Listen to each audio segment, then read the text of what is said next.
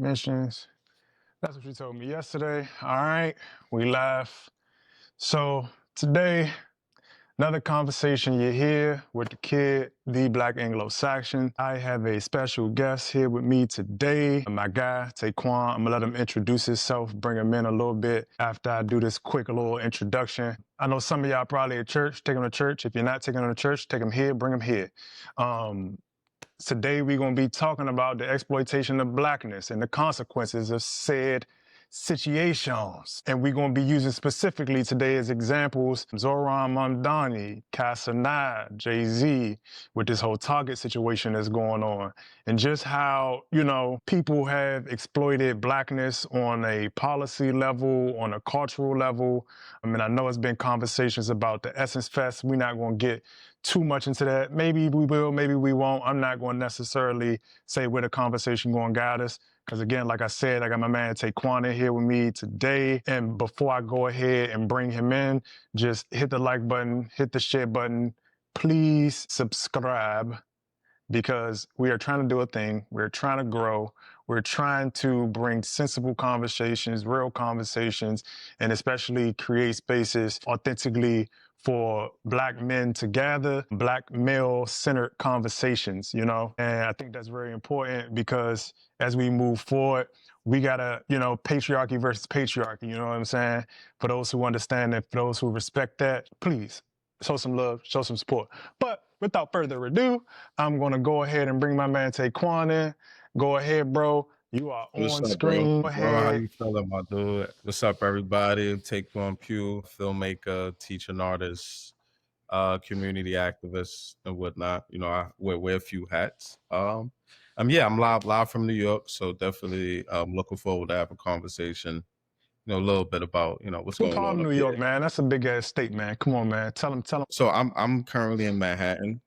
That's where I reside, downtown Manhattan.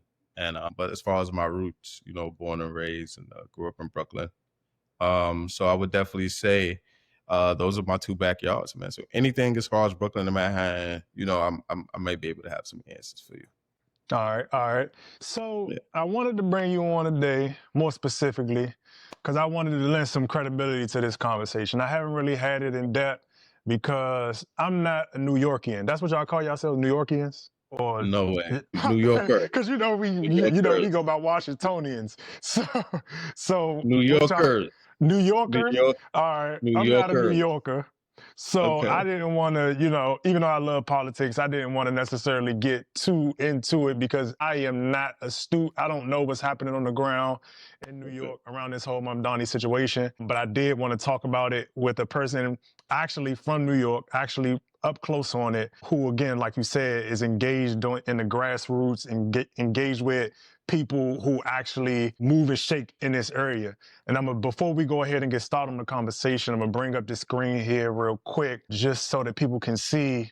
As we're going to be talking again, Mamdani is under fire because he identified himself as an African-American on college application. And again, he's a Democrat running for the mayor of New York. He won the primary and is now going to have to go up against Eric Adams and a few additional people. You can correct me on the back end of this or clarify. But he doesn't consider himself Black, but said the application didn't allow for the complexity of his background. And so right now, as you all know, I've been also having a conversation about leftism and leftists and things of that nature. And as you can see, Ryan Grimm here, who I respect, says if you're born in Uganda but descended from India, you literally do not fit neatly into a box. Mamdani has made let me move this over, has made his identity as a Muslim immigrant of South Asian descent a key point of his appeal, but he claimed another label when he applied to actual college. Now, I feel very, very, very convicted about this because I'm going to bring up a video later after we talk about it a little bit that kind of shows the duplicitous nature of it. But I feel very convicted about it. I'm going to bring you back into it, because what happens is people do this thing where they are aware of what Blackness is. They understand what Blackness is.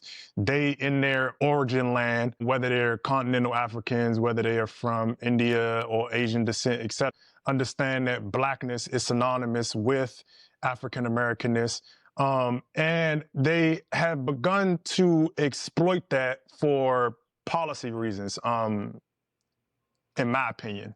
And I'll kind of let you go into it before I get my spiel, because, you know, the guests always get to go first.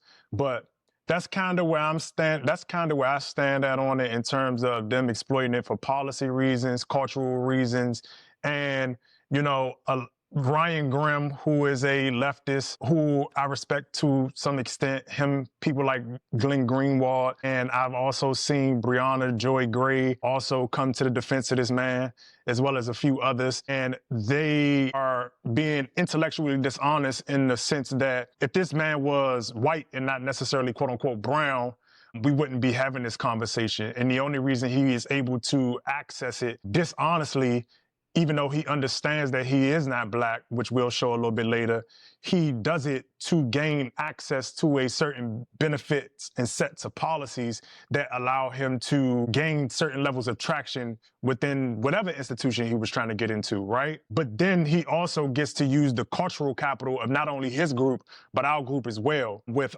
the attachment of blackness and brownness. And I think it's so duplicitous. And I think our group has become, you know, unfortunately, so used to giving people cape for disrespecting us. We don't understand that we've created windows and doors for people to fleece our community without actually giving back. Because the issue that I have with it is that he'll be the first person, just like Kamala Harris and Barack Obama and a bunch of other people who aren't necessarily black and of African-American descent, aka ADOS, will say that they aren't necessarily going to have any specific policies, prescriptions for black ADOS people. So you'll take from the pot, but you won't give back to the pot. But give me your thoughts on that, fam. Yeah, well, with my Donnie, like how you said, you made a lot of excellent points. You explained it, you know, fully. Various issues, right? So even just for starters, with the situation with his identity, right? Him checking the box. So as we know, college applications or just any type of like governmental application that we have, they have like various like ethnic groups that you could check, and for the most part, black or African American is usually on the same line. Right. So, you know, pretty much meaning that those two identities are synonymous with each other. And I think when the folks who come to his defense, who, you know, bring up, oh, but he was born in Uganda, he was born in Africa, and now he's here in America. So technically he is African American. I think that it's very disingenuous, it's manipulative. And I think when it comes to folks' political and cultural identity, playing dumb is insulting, right? Because like I said, the reason why both of those identities is on the same line, because here in America it's synonymous with each other, right? Yes. Black and African American. And this is why we have been transitioning as a group with developing the identity of Black American, right? As opposed to African American, because it has become convoluted, right? And what that actual identity means. And to your point earlier, folks have been able to insert themselves and benefit off the political and cultural capital, right, of that identity, because of, you know, the long history of our particular group and how we've been ingrained in this society, and how we have, if we talk about, right, the foundation of America, right, on how it was implemented, it was, you know, two different Americas. It was Black America and White America. But even in including Native Americans in the conversation, when we talk about, you know, really groundbreaking policies, right, when we talk about groundbreaking movements that really changed America and that has helped turn it into this melting pot where, you know, folks from all around the world have been able to come, you know, and flourish, you know, and change their lives and change their futures and change their families. A lot of it was from our group, right? Yes, the specific group that we're talking about, right? We were the catalyst in creating a nation to where it is, right? White America pushed back on a lot, right, of the things that folks are able to enjoy now, right? Especially specifically if we're talking about immigration, you know. So I think folks trying to play dumb about the meaning of what African American is, like I said, it's very insulting. And Mandani knows better, and he knows better because he even made it clear that he does not identify as Black or African American and never has, you know. So there's no reason why you should ever check that on the box, you know, in Colombia, because like how you said, it is pretty well known that those two terminologies are, you know, synonymous with each other here in America.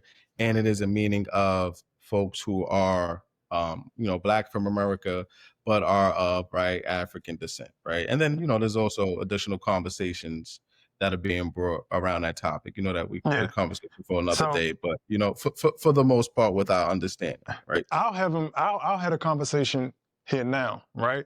Because Okay. I think it's important. One, you brought up a great point in terms of the difference in terms of the other, what I guess people would call minority groups who existed in cohesion at the time that we were going through Jim Crow, slavery, etc. Understanding and putting into proper context that those people were striving and folding into whiteness, whether you were a white immigrant, Asian immigrant, or a person who could potentially pass Black. And a lot of people also try to bring up like the heritage of what's his name, Malcolm X or Shirley Chisholm, etc. But without the context that within that specific moment in time, these people did not have the opportunity. There was no Caribbean Day. There was no whatever day or celebration, because America fundamentally, like you said, had blackness and whiteness. You folded yourself, no matter where you were on the spectrum, into one or the other, right? And so the policies that were fought for and allowed people to migrate over here en masse, people now try to double dip. And what I mean by that is, say for example, here in DC, right? The mayor's office has the cultural office for each specific group. So we got the mayor's office on Asian Pacific Islanders. We got the mayor's office on African affairs. We got the mayor's office on African American affairs, et cetera, right?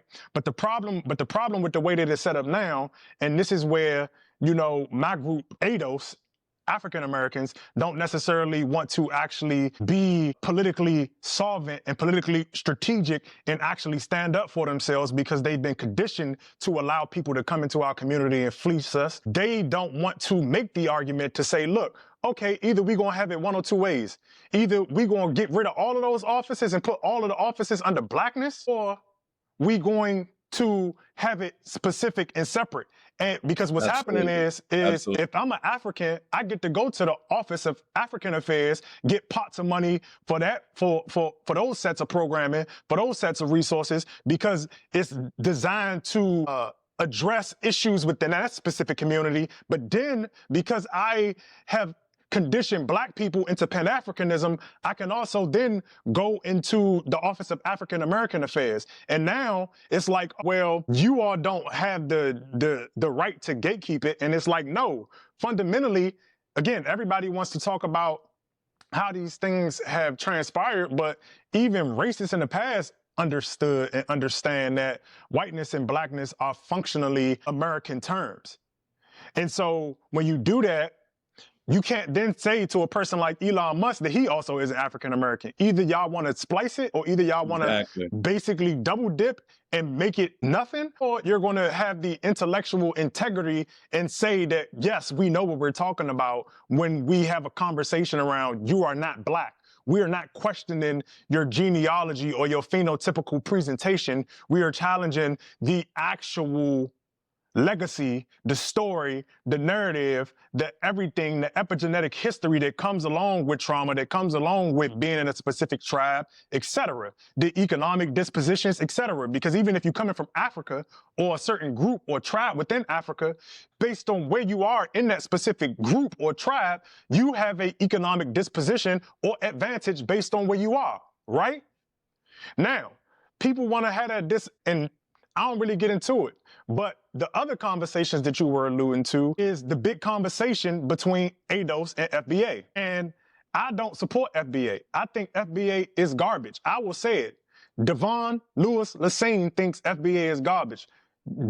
Everybody who watching this video now, you can lay that claim on me, because the problem is that FBA was created by a person, Tariq Nasheed, who is a charlatan, a pimp, and a person who has literally also been a part of fleecing the Black community. And as you know, I stand for calling people out where it's called out when it comes to affecting our community in a way that isn't positive. Because what has happened is ADOS, the American descendants of slavery, and the reason why it was even formed that way by Yvette Carnell, who's very astute, who's worked in politics, who has an organization that you can go to right now that is backed up by actual structure paperwork. I don't know if they're 501c3, but they are literally an actual organization, political organization that does actual work. But the reason that it is ADOS and not Foundational Black American is because anybody who's ever worked in these spaces knows that if you take anything to the Supreme Court with black in it, because black is race-based, they're going to shoot it down. So the language in itself, being American descendants of slavery, is literally based in tying it to enforcing America to not only address it from a cultural standpoint and aspect and saying that this is something that America did to the descendants of slaves here, but more specifically to carve out and actually make them address a specific group of people, and through that address literally set a chain domino effect across and around the whole world. But because people have co-opted it and slandered it, some of those I have on right now, that's why I chose to wear this today, because again, they went up against Harvard University and made Harvard University back off of their claims about them being xenophobic, about them being bots, etc., because they were being attacked. Because that signifier, that redesignation of class, how I was just talking about how we in DC have all of those different offices, if you create that specific office, nobody can double dip into that office. Because that name in itself keeps everybody out. Because you would actually have to align yourself with the atrocity of slavery. You would have to actually be able to prove that you and your lineage was based in the atrocity of slavery here in America. And again, that's not to hate and say anything, because ADOS is not xenophobic. They do not hate actual immigrants. It is just a conversation, intellectually honest conversation about you all being immigrants, more specifically black immigrants, who are double dipping into pots, but do not want to pour back in culturally, right? And that's the other conversation that's being had, and it has to be had, because unfortunately, people in our community, bro, do this thing where we want to ignore away certain things, and not you. But we want to, because I think we've gotten here because our elders have done this thing where they say, well, you know, I'm going to turn my head, I'm going to turn my head, and I'm going to turn my head. And now we are at a space where we have so many different issues that we don't know necessarily how to address, because the turning of the head has consequences. It leaves things unaddressed. It leaves things to be dealt with down the line. But once you deal with it down the line, we have other issues. Now, what I'm going to do is, because you brought up also a great point, that Mamdani and the duplicitousness of it would not necessarily be a thing if he genuinely thought and didn't understand the complexity like Ryan Grimm alluded to. Because it would be okay to be like, I was ignorant to the situation, right? But I'm going to bring up a video for everybody that shows exactly why it's so duplicitous, to your point, Quan, because he did say it. The girl asked him, and I don't know, can you hear this? I'm going to bring up the video. Can y'all see the video? Let me know. Let me know if y'all can hear it. So here goes. You look ambiguous. You look weird. You look weird. I'm an Indian, Uganda, New York. Okay, so you're African American. So would you claim the African American status like Elon Musk? No, I would not. Why not? You're African, but you're African, right? I knew you grew up there. I am. Your middle name is Kwame. I am. I'm proud to be Ugandan. But, Okay. But I think that So would you claim the African American status like Elon Musk? No. Why not? You're African, but you're African, right? I knew you grew up there. I am. Your middle name is Kwame. I am. I'm proud to be Ugandan. But, Okay. But I think that is misleading. And were the Indian Ugandans colonialists, or did you come happy? Did you come to fuck shit up, or did you come in peace? Came in peace. And I know your father's a professor. My father's a professor. My family came from Gujarat to Uganda about 200 years ago. So the caste system, what are you? Like Brahmin? Are you like are you like untouchable? What are you? You look a little light skinned. I'm somewhere in the middle. Okay, so you're a piece of shit. All right. So for everybody who is watching, just before we get into it, Quan, she asked him, what caste are you from? And people need to understand why that's super important. A lot of people will say that it's not important, because what you have to understand contextually is that people who are of that descent come from places where they have caste systems, and caste systems are basically I want to say political, but class Economical? structures, socioeconomic class structures that are very rigid, which in America, they are supposed to be fluid. We are basically turning into and very near caste structure, but it is the belief and idea in America that you can go from caste. Just because you are born in poverty doesn't mean you stay there. But in where he's from, as well as Kamala Harris, she talked about Brahmin Indians and the Dalits. So the Dalits are the Negroes, the niggas, the people like us. This color, this brown color and darker will decrease your value, which is why she talked about his complexion, because complexion within their society, in their caste structure, actually has value attached to it. So when you see people of lighter complexionedness come to America from these specific caste systems, you have to understand that contextually, ideologically, sometimes they operate more like we would consider a white person. And you also have to understand that their economic positionality allows them to function like a person who is a capitalist. And why is this important? Because everybody is super hype about this dude, Mamdani, being the next big thing because he has a lot of social policies, a lot of things that I typically agree with. I wouldn't say that I differ very much from him in terms of his policy positions, but as I've had conversations, what's up, Quan? How you doing, fam? Specifically, I've had conversations with Daquan as well about this in terms of, I don't necessarily think that just because you have great policies, you are the person to carry them. Because this is a person who is aligning himself with a party who also does not believe in his values. And we see the pushback. We've seen the pushback, whether it be from on Bernie Sanders, Ralph Nader, AOC, Cori Bush, etc. All of these different people who have tried to play the game, exploit the game, because what is her name? KJP, Karen Jean-Pierre, who was Biden's press secretary. She's also another person who is a double dipper. So, and now she's writing a book, a tell-all book, that is supposed to basically be putting the Democratic Party, more specific, the Biden administration on blast. But you've already basically taken advantage and double dipped and exploited the culture of Blackness, as well as on the policy side, when we talk about DEI and all of these different things.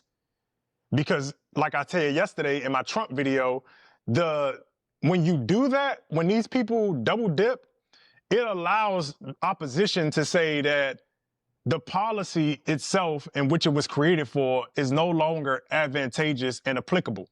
Because if we're doing this for Indians or whatever specific group, it doesn't matter, because we made this specific thing for actual descendants of slaves.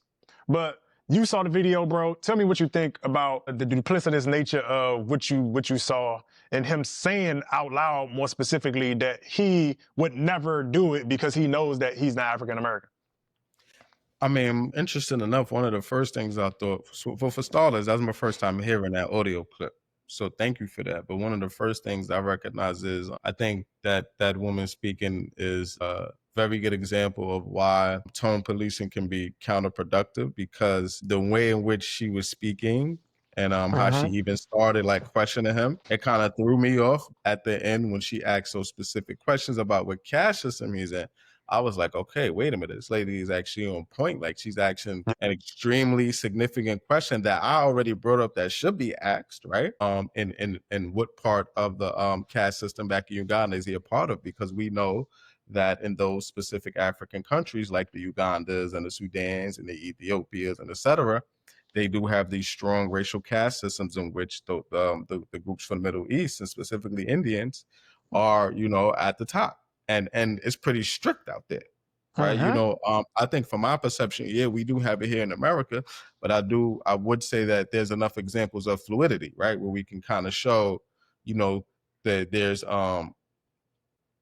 specific people and groups that, kind of been able to like make certain things happen, right? Whether we talking about, we had conversations with Zohran about like collectively, like, voting together, right? That specific area in Queens, Southeast Queens, historically a heavy rich, and when I say rich, I'm not talking about money, rich with like Black people, right?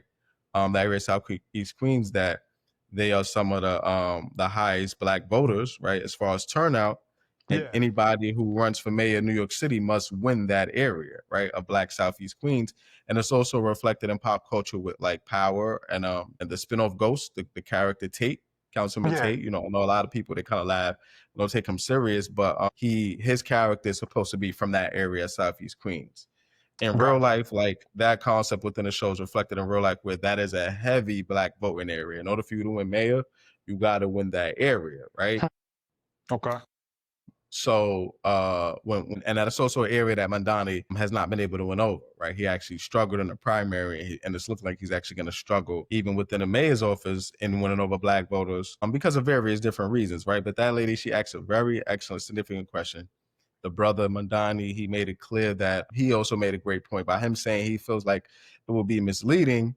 You know, it's indicating that he's aware of what those terminologies mean, right? In context, right? The background, right? It does not necessarily qualify you to be, you know, African American just because you were born in Africa and then you moved to America and gain your citizenship, right? Like that specific political identity, there's a much larger meaning, and it was coined by, if I'm not mistaken, Jesse Jackson, right? Who is, regardless of, you know, whatever folks want to say, he is a very reputable and historical voice, right, from our culture, you know, from his work being absolutely like being an alumni of HBCU and the various different movements that he was a part of, civil rights movement, MLK, him running for a presidential election in the 80s, right? So Jesse Jackson is a large historical figure from our particular group, and that's actually has helped and made moves for other groups. From some of my more recent research, you know, from folks from his cloth, like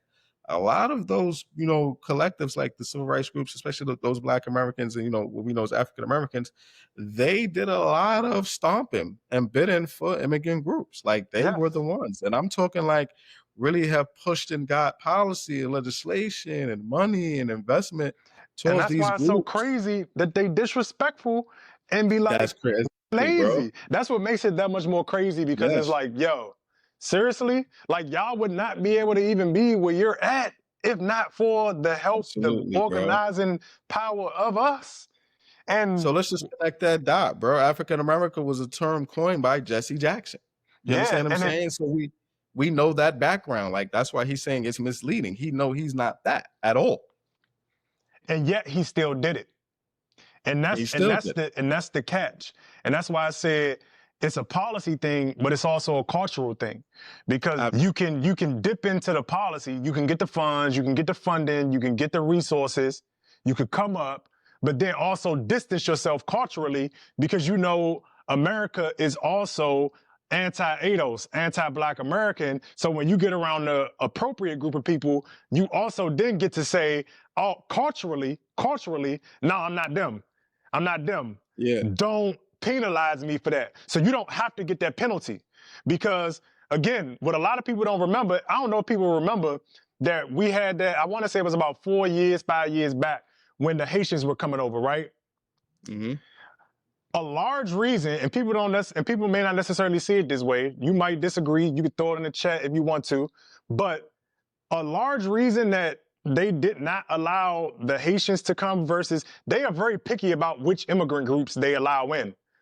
Because ideologically, you have to be more in line with either Stravarism, meaning you want to fold into whiteness, the American dream, and which makes you more willing to talk down to ADOS, which we're going to get into next, because I want to talk about this Cenat Target situation, because a lot of people, it all plays into it. It all goes hand in hand, especially when we talk about how we open doors and create these opportunities for opposition to dismantle civil rights policy, for opposition to dismantle DEI programs, for opposition to come in and literally take away all of the things, because you all are reclassifying and basically circumventing. And through that circumvention, you may feel like you are winning, but understand that in that circumvention, if I am the ops, I am saying, please keep going, because every time you say Black and brown, every time somebody comes into America and says that they are African American and they are not connected to the legacy and story and narrative of what it means to be a descendant of slave in America, you undermine the civil rights movement just as much as a racist, staunch racist who you claim is trying to undergo, aka Trump, aka whoever, whatever name you want to throw out. You are doing the same thing on the other end. I just want you to be conscious and aware of that. Understand that. Absolutely. Now, I'm going to go into this Cenat thing. I ain't even going to bring up I'm going to just bring up the Jay-Z situation in tandem because everybody is familiar with that. But right now, if you still with us, go ahead, like the video, share the video, leave a comment. I appreciate y'all for coming.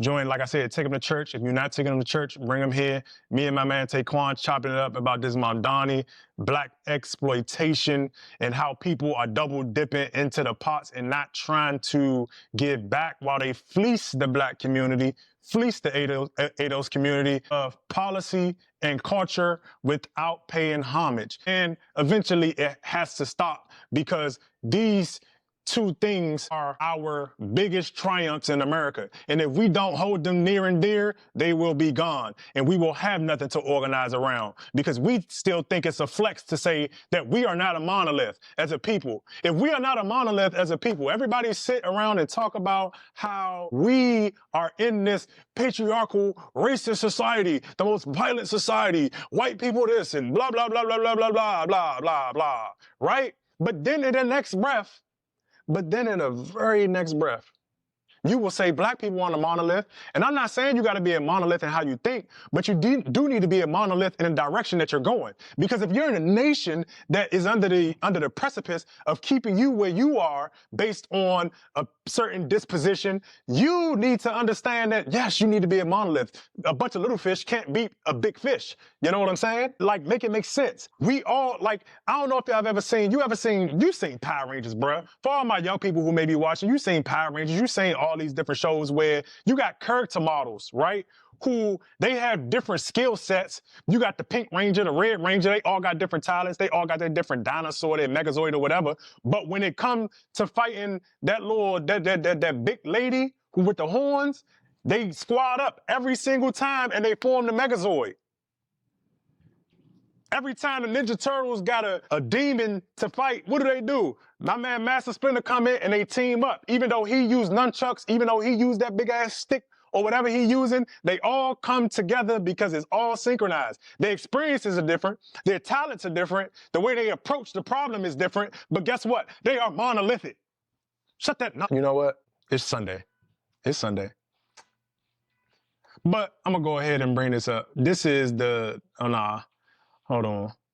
I want to bring up the Target one. But yeah, bro, that right there is one of the biggest irritants that I have in terms of how we kind of approach these things, because it's like, what are we going to do when somebody is coming for you? Like, if we talk about building all the time, right?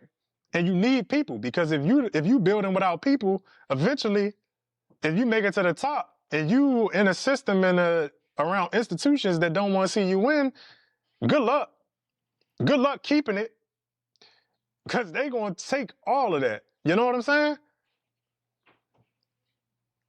All right. So next up, here we got this Target thing. So it says Target continues pattern of being tone deaf amid DEI pushback with Cenat for exclusive product launch. Target is facing backlash for continuing to partner with black influencers such as popular streamer Cenat. Still, it has yet to address the dialing back of diversity, equity, and inclusion policies. Collectively, the black community is continuing to boycott the giant retailer after it sent shockwaves early in 2025. Again, people haven't been shopping. You got Reverend Al Sharpton, Jamal Bryant, and members of the Congressional Black Caucus have called on the CEO to address reasons why, but the calls have fallen on deaf ears. Instead, the company continues to bypass calls with partners with black-owned brands like Tone, a personal care brand created by Cenat and his content collective, any means possible. And so they talking about, these things have fallen on deaf ears, and it's because you don't got to listen. Don't nobody take us serious no more, because y'all have gave people the blueprint as to how to absorb your kinetic blows in terms of how you engage with political protests. And I'm gonna bring you back in, Quan.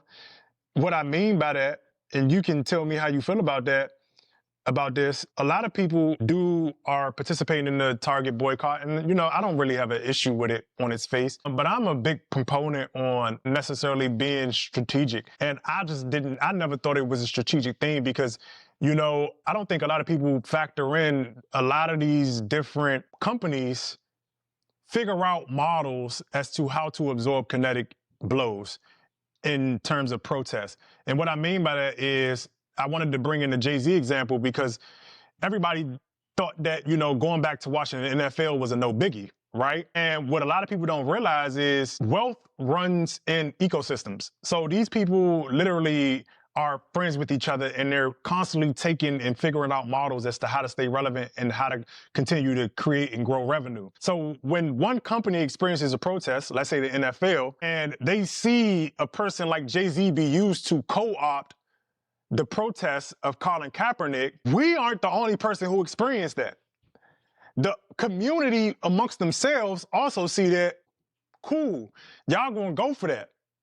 So the next time we have that model already in place. So I knew it was going to fall on deaf ears because when you got Reverend Al Sharpton and Reverend Bob and all of them who don't really stand for things in the appropriate manner, because I'm not going to say they don't stand for anything, but their approach is off because you're trying to talk to people who literally have built their lives on fleecing and disruption of supply chains, disruption of ecosystems to be able to create these mass tons of wealth. And you have these conglomerates that exist now where you have a company that'll have 20 companies up under it where if you don't shop with Coca-Cola, but you still buying Frito-Lays, you still giving money to Coca-Cola even though you boycotting Coca-Cola, right? You hear me? You follow me?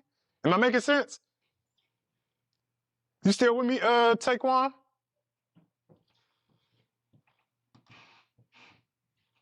No? All right, so I think I lost him. But what happens is you get that dynamic and you get people not being able to figure out how to strategically protest. And the problem that I have right now with what people are trying to figure out and navigate is that you have Casanai, who people are mad at right now, but unfortunately, we've created the actual ethos of what it means to be a striver. And so when you look at a young person like Casanai, again, who's also been on record saying that ADOS, Black Americans, don't have culture and don't understand and don't do anything, but also while if you look at the new magazine that he was featured on, looks just specifically like an actual ADOS person, looks culturally competent in terms of understanding what it means to be an African American and how to use that imagery to catapult yourself, right?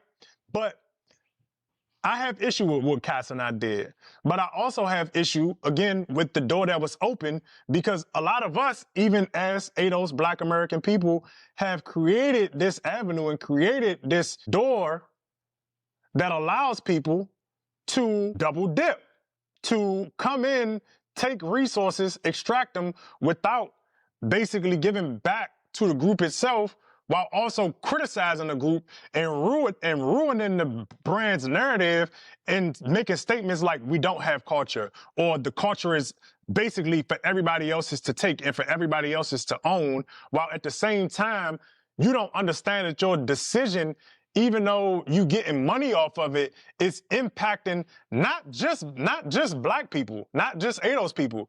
It is impacting the whole ecosystem because now that that model has worked again, that is going to be a thing. So now, because people have done this whole, well, I'm going to get my bag anyway, kind of however, that means of protest is almost rendered useless. It's rendered less effective. Because I won't say useless, but less effective. Because as much as you may not like or agree, Casanai has a huge following. And you already have the detractors who did not necessarily agree at all anyway. And so there's a number of competing factors, right? And so when people say stuff like, oh, well, Jay-Z and them got to get their money, blah, blah, blah, blah, blah. understand which door you're opening. Because now we got the issue with the gambling, right? Everybody is on this whole gambling thing. And again, I know a lot of people are Luciferian in the whole do as thou wilt, you know, Aleister Crowley, Satanism thing. Y'all may not necessarily view it as that or see it as that, but that's what it is. A lot of people live that way and are like, well, if I want to gamble, I should be able to gamble. But yeah, I got you. I hear you. Let's take that. I'll give you that argument, right? But factor that into a space where we're not talking about just gambling in Las Vegas. We're talking about having devices that study you, that push content to you, push notifications, that all of your cards are in this thing. So you just tapping. And sports is all year round. Everything literally. But you got people who on this situation where it's like, y'all is trying to sell anything. And the gambling thing, I think, is going to be even worse because you got a situation where people don't necessarily they don't understand the impact in its current form. Because it was one thing to gamble when it wasn't necessarily as accessible, but now we're talking about, like I said, an environment where people can just tap into, man, just plug into all of this stuff, and it's constantly inundated. It's just like social media. It's cool when, you know, everything is on desktop and, you know, we got to come to the actual computer. It's dial up. It's not as functional. But now, you know, all of this stuff is just pushed to your phone.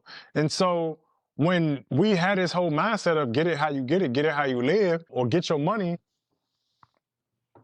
I think we find ourselves in a situation where, you know, it isn't really conducive to anybody. Because I think it affects more than just black people. A lot of people think that, oh, well, you know, he just getting this money. But it's about the ecosystem. It's about giving these mega brands, these mega companies, models that allow them to absorb protests, that allow them to absorb kinetic energy, kinetic pushback in that way. And so that is where I see the problem. That's what I think the problem is. You know, I think it's much bigger than just him getting his money and, you know, getting his bag. I don't hate Cenat. I don't know Cenat. But I wish Cenat understood the whole ecosystem. And again, this is a problem of creating and open the door where people are able to double dip. And because it's ironic to me that you can get online and say anything about African Americans, anything about ADOS people, and your brand deals are not thwarted in any way. It's like the only group that you can talk shit about and disrespect, and your brand deals will remain intact. People, and you have to ask yourself, why is that such? You come out against any group and talk reckless to the point where people will mute and censor themselves around the conversations that they're willing to have openly, even though they know it's the truth. But they will have truthful conversations about black people all day, every day. No matter how disrespectful, no matter how salacious, no matter how disrespectful it is presented. And that's okay. No brand has ever said, oh, I'm not going to give you a deal because you just be disrespecting black people. Unless it's an actual black brand, then maybe you may have an issue. But in terms of the mega brands and the mega companies, they don't care. You say something about Jews, though, you hit. Say something about white people, you hit. Say something about women, you hit. But you say something about ADOS women, you might be all right. Because again, it's amazing to me how Tariq Nasheed is able to call people bed wenches and all of this different stuff and not even suffer as a result of being able to fleece the community. And we walk around and have people calling people FBAs and tethers. That stuff is whack, man. Do I have gripes and grievances about how immigrants, whether they white immigrants or black immigrants, etc., have conducted themselves within the American construct because they have undermined not only us as natives, they have undermined themselves in the process and put us here at this poignant point, like I said earlier. If you the ops, it's real good for y'all to keep distorting the truth because I get to rewrite history. So the more y'all keep doing it, the more you are also helping them rewrite history. So Sorry, I lost my man Taquan. His video is not working. I'm gonna bring him back on though. He gonna be back on a little bit more. But you know, I really wanted to just touch on those things, touch on a little bit more, but that was today's conversation. Like the video, share the video, leave a comment. Let me know what y'all think. Maybe I'm wrong, maybe I'm right. But again, like I said, help me out. Help me, you know, get to a point where I can enter the ethos of American dialogue and kind of disrupt some of these conversations and some of this nonsense and craziness that I be hearing, and just offer a more strategic outlet too, because some of it is like, I get y'all in terms of the sentiment. I feel y'all in terms of how you feel about the situation, but in terms of how it moves us forward, ignorance, man. It's ignorance. It's literally pure tomfoolery. Like, people don't understand that a lot of these tactics and a lot of these things, a lot of these cliches and euphemisms that y'all have been given are literally used to undermine y'all. It is. And I want y'all to know that, man. Again, they say you get more bees with honey, but like I always tell people, the man who shall not be named walked people into the inferno because they thought it was the bread line. So, it is what it is. If y'all didn't take him to church and y'all brought him here, thank you. Enjoy your Sunday. It's nice outside. If you're here in DC, get out there and vote. Special election. And that's it. Thank you. Yerp.